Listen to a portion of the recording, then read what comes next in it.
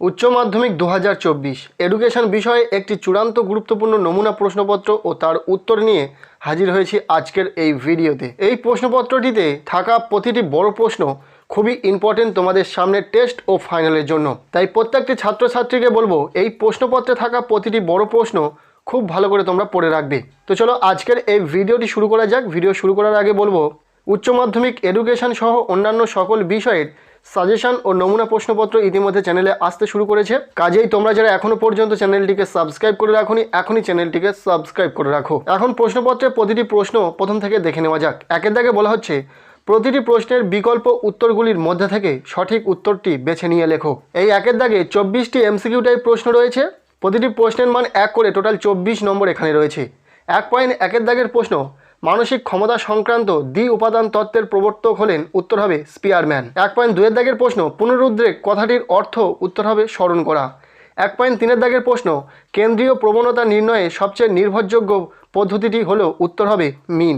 Next 1.4 দাগের প্রশ্ন মানসিক ক্ষমতার দলগত উপাদান তত্ত্বের প্রবর্তক হলেন, উত্তর হবে থ্রাস্টন। এরপর 1.5 দাগের প্রশ্ন টাইম কার্ড এর ব্যবহার করেন, উত্তর হবে থর্নডাইক। 1.6 দাগের প্রশ্ন স্বাধীন ভারতের প্রথম শিক্ষা কমিশন হলো, উত্তর হবে রাধাকৃষ্ণন কমিশন। 1.7 দাগের প্রশ্ন প্রচেষ্টা ও ভুলের শিখন তত্ত্বের প্রবক্তা হলেন, উত্তর হবে থর্নডাইক। 1.8 দাগের প্রশ্ন রামমূর্তি কমিটি গঠিত হয়, উত্তর হবে 1990 খ্রিস্টাব্দে। 1.9 দাগের প্রশ্ন নবোদয় বিদ্যালয় গঠনের কথা কোন কমিশনে বলা হয়েছে, উত্তর হবে জাতীয় শিক্ষানীতি 1986। এরপর 1.10 দাগের প্রশ্ন শিক্ষাকে যুগ্ম তালিকাভুক্ত করা হয় সংবিধানের যে সংশোধনীতে, তা হলো, উত্তর হবে 42তম। এরপর 1.11 দাগের প্রশ্ন কোঠারি কমিশন অনুযায়ী যে কয়টি ভাষা নিম্ন মাধ্যমিক স্তরে শেখানো হবে, তা হলো, উত্তর হবে 3। নেক্সট 1.12 দাগের প্রশ্ন কম্পিউটার সহযোগী শিখন হলো, উত্তর হবে CAL। 1.13 দাগের প্রশ্ন কর্মের জন্য শিক্ষা হলো, উত্তর হবে পারদর্শিতার শিক্ষা। নেক্সট 1.14 দাগের প্রশ্ন 2000 সালে ডাকারে অনুষ্ঠিত আন্তর্জাতিক সম্মেলনের বিষয় ছিল, উত্তর হবে সকলের জন্য শিক্ষা। 1.15 দাগের প্রশ্ন স্কিনার প্রবর্তিত সক্রিয় অনুবর্তনটি হলো, উত্তর হবে আর টাইপ অনুবর্তন। নেক্সট 1.16 দাগের প্রশ্ন দক্ষ ব্রেইল পাঠক 1 মিনিটে পড়তে পারে সর্বোচ্চ, উত্তর হবে 60টি শব্দ। 1.17 দাগের প্রশ্ন জনার্দন রেড্ডি কমিটি কত সালে গঠিত হয়, উত্তর হবে 1992। এর পরের প্রশ্ন ভারতে প্রতিবন্ধী দিবস পালন করা হয়, উত্তর হবে 15ই মার্চ। নেক্সট 1.19 দাগের প্রশ্ন 88 থেকে 90 এর প্রকৃত ঊর্ধ্বসীমা হলো, উত্তর হবে 90.5। এরপরে 20 দাগের প্রশ্ন এই স্কোরগুলির গড় মান হলো, উত্তরটা তোমরা অবশ্যই কমেন্টের মাধ্যমে জানাও। নেক্সট 1.21 দাগের প্রশ্ন থ্রাস্টনের বহু উপাদান তত্ত্বে এম বলতে বোঝায়, উত্তর হবে স্মৃতি। পরের প্রশ্ন জাতীয় নারী শিক্ষা পর্ষদ গঠিত হয়, উত্তর হবে 1959 খ্রিস্টাব্দে। এরপর 1.23 দাগের প্রশ্ন দৃষ্টিহীন শিশুদের শিখন পদ্ধতিটি হলো, উত্তর হবে ব্রেইল পদ্ধতি। এবং এরপরে 1 দাগের এমসিকিউ টাইপ শেষ প্রশ্ন 1.24 দাগের প্রশ্ন কোঠারি কমিশনের সভাপতি ছিলেন, উত্তর হবে DS কোঠারি। এই ছিল 1 দাগ থেকে টোটাল 24টি এমসিকিউ টাইপ প্রশ্ন। এবার দেখে নেব 2 দাগের প্রশ্নগুলো। 2 দাগে বলা হচ্ছে নিম্নলিখিত প্রশ্নগুলির অতি সংক্ষিপ্ত উত্তর দাও। বিকল্প প্রশ্নগুলি লক্ষণীয়। এখানে এসকিউ টাইপ 16টি প্রশ্ন রয়েছে, আবার কিছু প্রশ্নের বিকল্প প্রশ্ন রয়েছে। এখানে প্রতিটি প্রশ্নের মান 1 করে টোটাল 16টি প্রশ্নের উত্তর করতে হবে, তাই 16 নম্বর এখানে রয়েছে। 2.1 দাগের প্রশ্ন মনোযোগের একটি বৈশিষ্ট্য লেখো। নেক্সট 2.2 দাগের প্রশ্ন সাধারণ মানসিক ক্ষমতা ও বিশেষ মানসিক ক্ষমতার একটি পার্থক্য লেখো। 2.2 অথবা প্রশ্ন সহগতি বলতে কী বোঝো। 2.3 দাগের প্রশ্ন শিক্ষাক্ষেত্রে প্রাচীন অনুবর্তনের একটি গুরুত্ব লেখো। 2.4 দাগের প্রশ্ন কেন্দ্রীয় প্রবণতা পরিমাপের পদ্ধতিগুলি কি কি। এই 2 দাগে থাকা প্রতিটি এসকিউ টাইপ প্রশ্নগুলো কিন্তু ভীষণই গুরুত্বপূর্ণ, কাজেই প্রতিটি প্রশ্নের উত্তর রেডি করে তোমরা খুব ভালো করে পড়ে নেবে। 2.5 দাগের প্রশ্ন বিশ্ববিদ্যালয় শিক্ষা কমিশনের উচ্চশিক্ষার একটি লক্ষ্য বা উদ্দেশ্য উল্লেখ করো। নেক্সট 2.6 দাগের প্রশ্ন হিস্টোগ্রাম ও পরিসংখ্যা বহুভুজের একটি পার্থক্য লেখো।